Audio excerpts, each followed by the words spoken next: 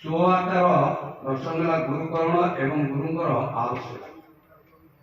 Doctor सह परामर्श नक केवल डाक्तर बही पढ़ी औषध खाଇବା बुद्धिमान व्यक्तिर काम कारण या सहित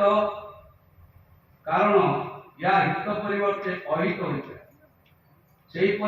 बही पढ़ी साधना कर बसिले चित्त विभ्रम हुए, श्रम वृथा हुए, निजर अनिष्ट यथा क्षुद्रोग आदि प्रकाश करे। नाना शास्त्र में नाना उपदेश कहुए किंतु अधिकारी भेदरे का पक्षे क्योंकि उपयुक्त और सुगम ये कथा गुरुमुख शुणी भल भाव बुझीपर उचित।